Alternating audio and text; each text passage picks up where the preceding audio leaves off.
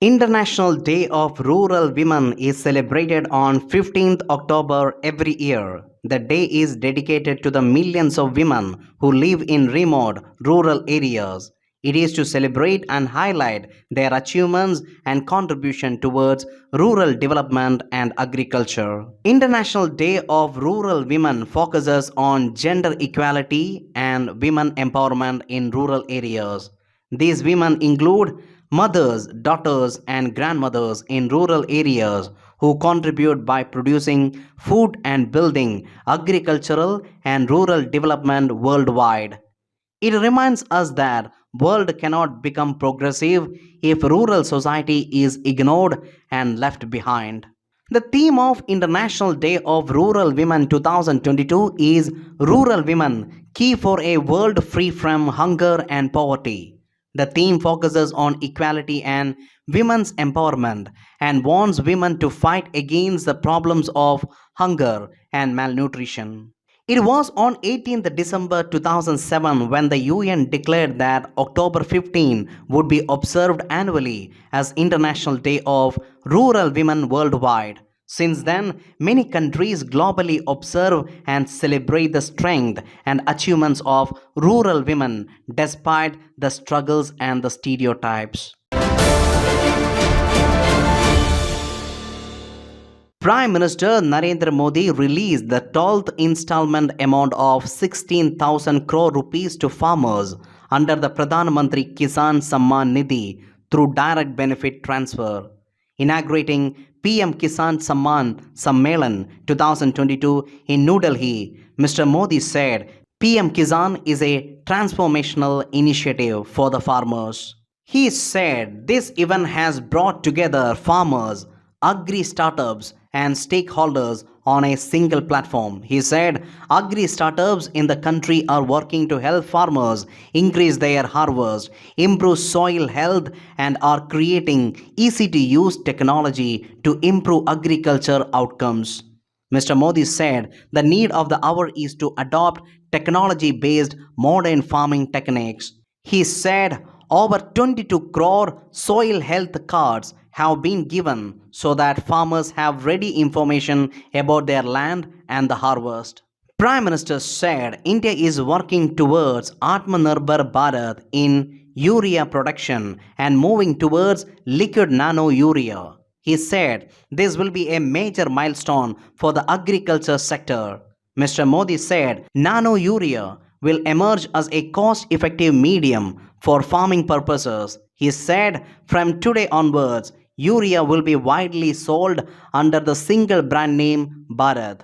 Prime Minister said under the per drop more crop scheme, government is giving importance to drip irrigation and use of sprinklers. He said this initiative will help conserve water and maintain soil health. Mr. Modi said by using tech-driven initiatives, government has reduced the distance between farms and marketplace. Through Kisan Rail and Krishi Udan, farmers are connected not just to metros but also to international markets, leading to an increase in agri exports.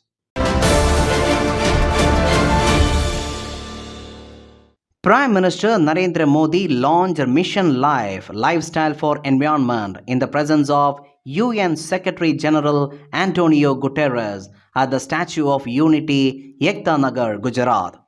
First proposed by Prime Minister at COP26, Mission Life is envisioned as an Indian-led global mass movement that will nurture individual and collective action to protect and preserve the environment. Prime Minister and UNSG unveiled the Life logo and tagline and released the mission document at the event. Union Minister of External Affairs Dr. S. Jaishankar and Chief Minister of Gujarat Bhupendra Patel were also present at the event. Addressing the gathering, Prime Minister highlighted the importance of unity in the fight against climate change. He pointed towards the prevailing notion that climate change is an issue related only to policy and highlighted that climate change goes beyond government responsibility and needs contributions from individual, families, and communities. It makes the fight against climate change democratic, in which everyone can contribute with their respective capacities. It emboldens the spirit of P3 model, that is, pro-planet people. It functions on the basic principles of lifestyle of the planet, for the planet and by the planet. It aims at following a three-pronged strategy for changing people's collective approach towards sustainability. This includes nudging individuals to practice simple yet effective environment friendly actions in their daily lives, enabling industries and markets to respond swiftly to the changing demand and to influence government and industrial policy to support both sustainable consumption and production. The honesty shops opened in nearly 15 schools in Kerala's Ernakulam district as a part of the Student Police Cadet project have gifted some valuable lessons on trust, truth, and integrity for students. There is no salesman at these counters, and the students can drop the money for each item in the collection box kept on a table. They can walk in, choose the item of their choice, and pay for it based on the price list displayed. Launched in 2008, the SPC project was conceived to inculcate better civil sense among students and mold them as responsible youth who will react positively to the demands of society. The objective of the Honesty Shop is to provide students a chance to experience the virtue of honesty. Though our school has CCTV facility, we have switched off the camera pointed towards the shop to instill confidence among the students. The Honesty Shop has mainly school-based items such as notebooks, pen, pencil boxes, erasers, chart papers, and so on, said Anup John, community police officer at high school Ramamangalam. The outcome has been exciting as we have refilled the items thrice after the project was launched, he added. Cynthia Paulos, community police officer at the government higher secondary school in Chovara, said they have mainly kept items priced below 10 at the Honesty Shop to encourage more students to participate in the experiment. We are now planning to keep handkerchiefs at the shop. The idea is to inculcate the habit of hygiene among students, along with the goal of teaching the values of trust and honesty, she added. The National Green Tribunal on Friday told forest officials of Uttarakhand that it would direct the union government to form a committee to initiate an investigation into illegal tree cutting in Jim Corbett National Park. The NGT's move came after it had taken cognizance of the report on the felling of trees in Corbett Reserve. The report had quoted a Forest Survey of India stating that over 6,000 trees were illegally cut to pave the way for the Parku Tiger Safari project at the Tiger Reserve. Samir Singha, Chief Wildlife Warden of Uttarakhand, who appeared before the NGT on Friday, told the state government had informed the court about the steps taken by the government over the alleged illegal tree cutting. The court said it would direct the center to form a committee to investigate the allegations, Mr. Singha said. Vinod Singhal, the principal chief conservator of forest and head of the forest force, said the forest department had permission to cut 163 trees for the project, but preliminary investigation showed 97 extra trees were illegally cut. The fact that thousands of trees had been cut for the project was highlighted by Gaurav Bansal, an environment activist and lawyer based in Delhi. In a complaint to the National Tiger Conservation Authority, he alleged that a large number of trees were axed in the protected area.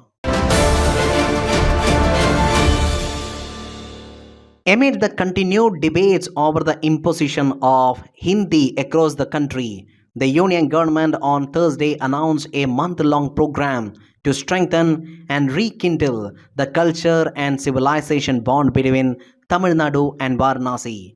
Named Kashi Tamil Sangamam, the program would be held from November 16 to December 16. The period will cover the Tamil month of Kartikeya, during which all Tamil households go pray to Lord Shiva. This program, which would be a part of Ek Bharat Shrestha Bharat initiative, is aimed at rekindling the civilization link between New Kashi and Tamil Nadu, both deep centers of knowledge. Union Education Minister Dharmendra Pradhan said. He added that building a heritage bridge for the new generation was a key feature of the national education policy. As a part of the program, 2,500 people divided into 12 groups would be traveling to Varanasi by train during the period. The journey points in Tamil Nadu would be Chennai, Rameswaram, and Coimbatore. The groups would include students, teachers, artisans, and people from various walks of life. It would be an 8-day tour package, the minister said after launching the online registration for the tours. Mr. Pradhan said the tours would include seminars, lectures, group meeting and visits to Kashi Vishwanatha temple and centers of important Tamil culture heritage in Varanasi. The Supreme Court on Friday said it is tragic what we have reduced religion to in this 21st century and a climate of hate prevails in the country while directing the police and authorities to immediately and suo motu register cases against hate speech makers without waiting for a complaint to be filed. A bench of Justice K.M. Joseph and Hrishikesh Roy ordered that any hesitation to comply with the direction would attract the proceedings for contempt of the Supreme Court against the erring officers. The court directed that the first information reports (FIR) should be registered and criminal proceedings initiated against the makers of hate speech irrespective of their religion so that the secular character of the country is preserved. The interim directions were primarily for the benefit of the police of Delhi, Uttar Pradesh, and Uttarakhand. The court issued a notice to the three states and asked their police chiefs to submit reports on action taken on hate speech cases. We are deeply obliged. Senior advocate Kabil Sibal, appearing for petitioner Shaheen Abdullah, reacted to the court. We are doing far too little, Justice Joseph replied. At least somebody has listened, Mr. Sibil said. In Pradhan Mantri Awas Yojan Urban Awards 2021, Uttar Pradesh bagged the first position, followed by Madhya Pradesh and Tamil Nadu at second and third place, respectively.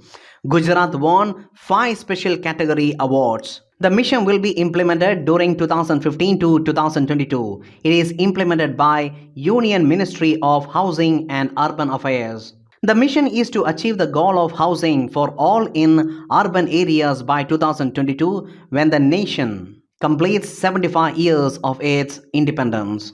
Under it, central assistance will be provided to urban local bodies and other implementing agencies through states and union territories for rehabilitation of existing slum dwellers using land as a resource through private participation, credit-linked subsidy, affordable housing in partnership, subsidy for beneficiary-led individual house construction and enhancement. Credit-linked subsidy component will be implemented as a central sector scheme, while the other 3 components will be implemented as centrally sponsored schemes. All statutory towns as per Census 2011 and towns notified subsequently would be eligible for coverage under the mission. Ministry of Youth Affairs and Sports in collaboration with Ministry of Home Affairs recently organized 14th Tribal Youth Exchange Program for the development of tribal youth in New Delhi. Nehru Yuva Kendra Sankatan has been organizing tribal youth exchange programs since 2006 for the development and mainstreaming of tribal youth in collaboration and financial support from Department of Left-Wing Extremism, Ministry of Home Affairs, Government of India. During this financial year 2022-23, 26 tribal youth exchange programs are being organized by NYKs across the country. The aim of this program is to sensitize LWE tribal youth to rich cultural heritage of India. It also aims to enable them to appreciate the concept of unity in diversity, expose them to development activities and industrial advancement, and help the tribal youth to develop emotional linkages with their peer groups in other part of the country and enhance their self-esteem.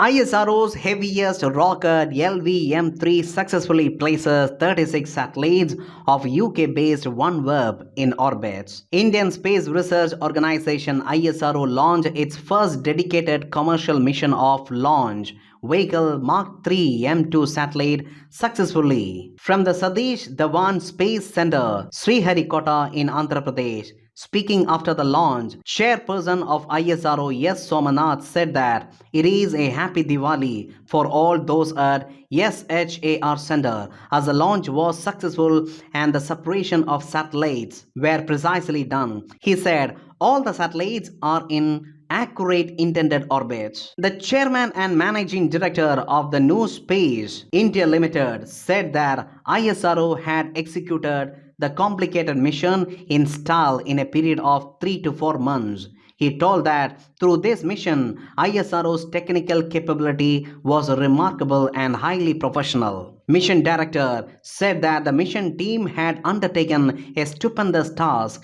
in coordinating with the customer and processed the requirements to the best of its ability and made the entire schedule successful. The OneWeb constellation will operate in a LEO polar orbit and will be arranged in 12 rings with 49 satellites in each plane in the process of building up a constellation. Each satellite will complete a full trip around the Earth every 109 minutes. A total of 588 satellites will be in full service once the constellation is completed.